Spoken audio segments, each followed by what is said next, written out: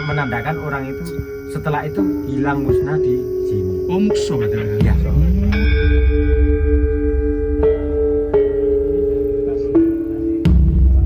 Jadi saya juga menemukan foto, mungkin lebih privasi ya, jadi nggak saya ambil videonya.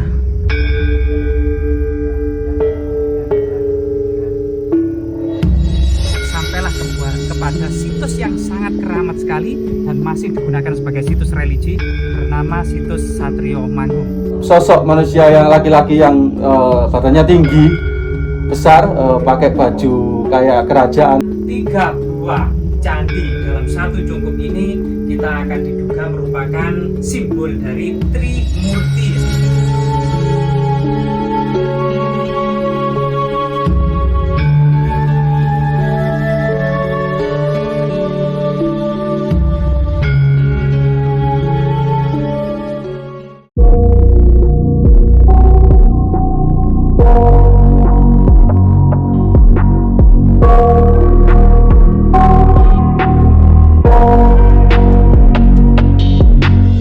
Oke kawan-kawan, assalamualaikum warahmatullahi wabarakatuh. Rahayu, salam budaya, salam Nusantara, salam sehat jiwa dan raga. Dan di belakang saya ini adalah situs Satrio Manggung yang ada di jalur pendakian Gunung Ringgit.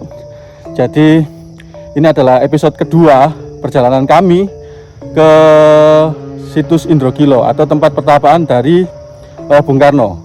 Jadi ini ya yang belakang sana ya. Ini. Jadi sebelum saya melangkah ke sana, ada baiknya kalian subscribe terlebih dahulu agar saya tetap bersemangat untuk mengeksplor tempat-tempat yang atau tempat-tempat yang mengandung sejarah yang ada di Nusantara. 1, 2, 3, sudah. Oke ya, kita lihat ada apa di sana. Jadi ini ya Satrio Manggung ya, jadi seperti berbentuk seperti bundaran ya. Ini kita mau mencoba masuk ya. Bismillahirrahmanirrahim. Assalamualaikum Rahayu. Ini ya. Ini ada dupa ya. Ini ada dupa yang masih menyala ya dan sangat harum sekali. Jadi ini Eyang Satrio Manggung. Ini ada tiga buah kayak seperti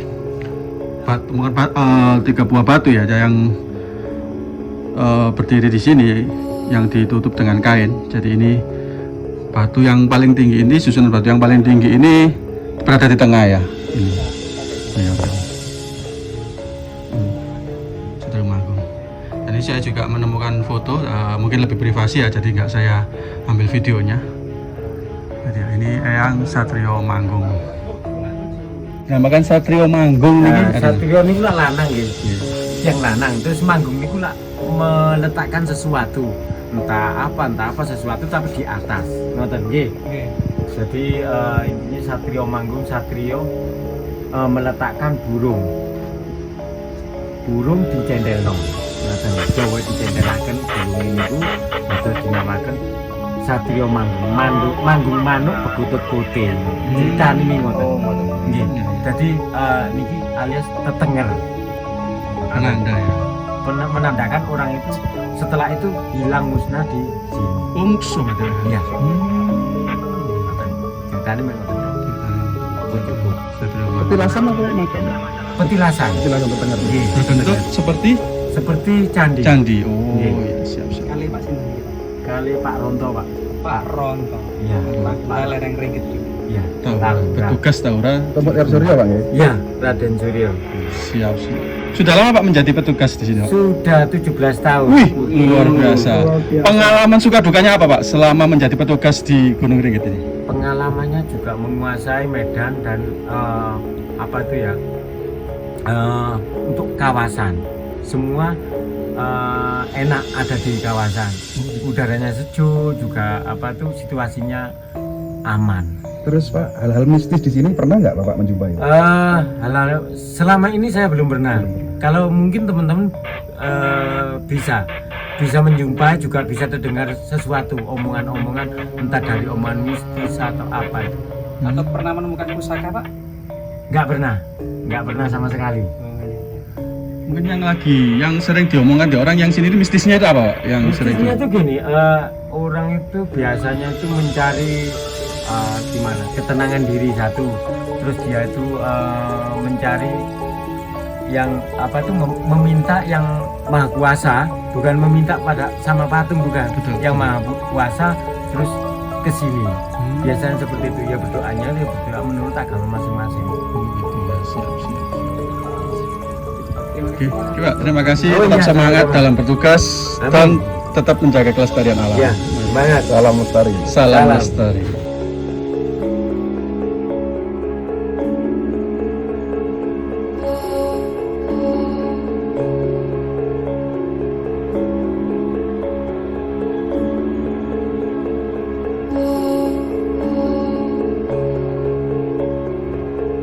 Oke kawan-kawan, ini saya berada di Satrio Manggung. Saya mau mencoba merasakan energi yang ada di Satrio Manggung ini di pos pendakian Gunung Ringgit.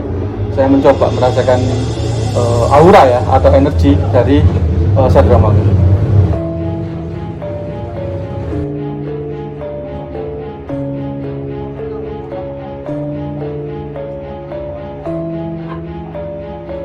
Kalau menurut analisa saya, Satrio Manggung ini terdapat sebuah manusia yang sosok manusia yang laki-laki yang badannya tinggi, besar, pakai baju kayak kerajaan tapi tidak tertutup penuh ya, tidak tertutup penuh. Jadi bajunya itu seperti kayak setengah telanjang gitu loh. Jadi kayak baju-baju apa ya, baju-baju zaman dulu yang hanya kayak selendang gini ya.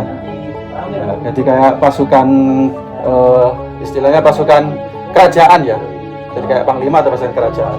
Rahayu, iya kawan-kawan. Itu berdasarkan analisa saya ya. Mungkin teman-teman mungkin punya analisa lain tentang sosok yang berada di Satrio Manggung. Monggo silakan tinggalkan diskusi di kolom komentar ya.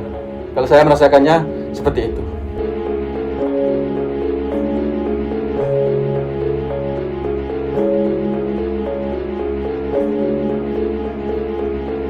Peradaban Majapahit di puncak kejayaannya telah meninggalkan sebuah jejak memori historis tentang persatuan Nusantara, Bhinneka Tunggal Ika, kemakmuran, kejayaan, dan merupakan inspirasi dari Indonesia modern. Di sisi lain, selain kejayaan ekonomi, politik, dan peradabannya, juga kejayaan spiritualnya. Di gunung-gunung tak ubahnya sebagai akademi, termasuk di lereng Gunung Ringgit ini, kita akan menempuh sebuah jalur pendakian ya, dari kampung Dusun Talunongko, Desa Ndayurejo, Kecamatan Prigen, Kabupaten Pasuruan, sekitar setengah jam sampai 1 jam, sampailah kepada situs yang sangat keramat sekali dan masih digunakan sebagai situs religi bernama situs Satrio Manggung.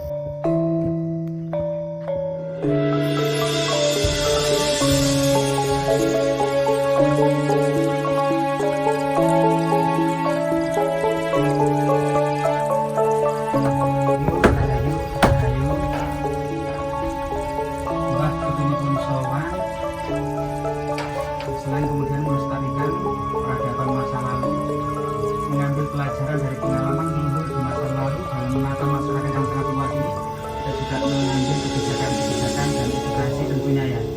Jadi kita berada di situs Satrio Manggung. Di sini kita menemukan 3 buah altar dalam bentuk sebuah candi kecil. Jadi struktur candi ini memang diduga pada masa kerajaan Majapahit, terutama masa kerajaan Majapahit akhir, sebagaimana kemudian angka tahun yang ditemukan di situs Indragila atau situs Indrokilo tahun 1456 Masehi, yaitu masa-masa akhir Majapahit, di mana di Majapahit diperintah oleh Brehkontar Girisawardhana ya, yaitu yang merupakan kakek dari Raja Majapahit terakhir, yaitu Girindrawardhana Dyaranamijaya. Ayahnya sendiri bernama Girindrawardhana Dyasuraprabawa. Situs ini ada 3 sebuah situs yang sangat suci ini. Memang pada masyarakat era kerajaan Majapahit, hampir semua sendi-sendi kehidupannya berlandaskan kepada sendi-sendi agama Hindu dan Buddha. Ketika masyarakat kuno pada masa kerajaan Majapahit berlandaskan sendi-sendi kehidupannya dengan tradisi agama Hindu dan Buddha, terutama Siwa, Siddhartha, dan Buddha Mahayana, maka 3 buah candi dalam satu cungkup ini kita akan diduga merupakan simbol dari Trimurti ya, Trimurti itu dewa tertinggi dalam agama Hindu, karena nanti di lereng-lereng akan kita dapati beberapa arca Ganesha. Artinya jalur ini merupakan jalur moksa para penganut Siwa Siddhanta. Maka kemudian jika ada tiga buah candi kecil ini diduga memang sebuah simbol adalah Dewa Brahma, Dewa Wisnu, dan Dewa Siwa. Atau kemudian Dewa Brahma, Dewa Wisnu, dan tengah yang utama adalah Dewa Siwa, para penganut Siwa Siddhanta ya, atau Trimurti. Dewa Brahma sendiri dalam tradisinya merupakan dewa pencipta alam semesta, Dewa Wisnu sebagai pemelihara alam semesta, dan Dewa Siwa merupakan dewa perusak alam semesta. Di sini sangat kental dengan cerita Arjuna Wiwaha, sehingga situs-situs yang ada di atas nanti kita akan mendapatinya dalam Kazana Kasusastran Arjuna Wiwaha yang ditulis pada masa kahuripan, masa Erlangga oleh Empu Kanwa tahun 1030 Masehi. Ya, Arjuna Wiwaha ini sebenarnya saduran dari kitab Wanaparwa, bagian dari kitab Mahabharata ya, yang diceritakan bahwasanya Arjuna sedang bertapa.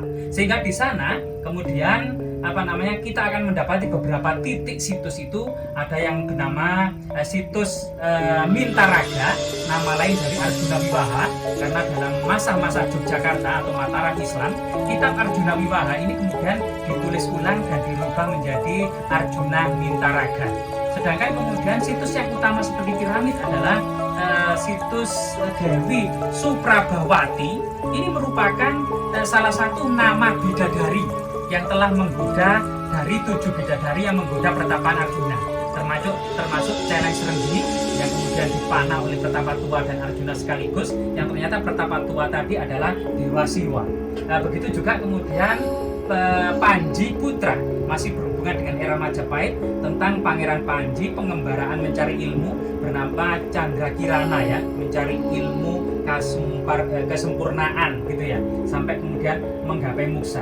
Dimana kemudian titik awal sebagaimana cerita tradisi bernama Satrio Manggung, seorang kesatria laki-laki yang sedang kemudian memanggungkan burung perkutut putih, yang artinya adalah ini adalah tahapan awal para Pertapa Tua maupun para pangeran muda dalam tahapan mencari ilmu di gunung, maupun para pensiunan hendak menyempurnakan catur asrama ya, catur asrama, Brahmacara, Grahasta, Wanaprasta, dan Sunyasa hendak mencapai muksa di atas puncak Gunung Ringgit. Ini melalui tahapan yang pertama di Satrio Manggung ini, guna menyucikan segala hati serta kemudian melepaskan diri dari segala ikatan-ikatan duniawi ya. Nah, juga memang di sini adalah tahapan awal bagaimana kemudian disimbolkan sebagai Satrio Manggung, seorang laki-laki suci yang kemudian memanggungkan burung perkutut putih. Putih artinya adalah kejernihan hati dan kelepasan diri dari segala ikatan-ikatan duniawi. Ya, semoga kemudian bermanfaat. Ini tetap lestari, jas merah, jangan sekali-kali melupakan sejarah. Oke kawan-kawan, itu tadi dari situs Satrio Manggung. Selanjutnya kita akan lanjut perjalanan ke atas sana, yaitu ke situs Indrokilo atau tempat pertapanya Bung Karno di episode berikutnya. Jadi tetap ikuti terus channel ini agar kalian tidak ketinggalan video-video berikutnya dari Laskar Satmara. Terima kasih sudah menyaksikan. Assalamualaikum warahmatullahi wabarakatuh.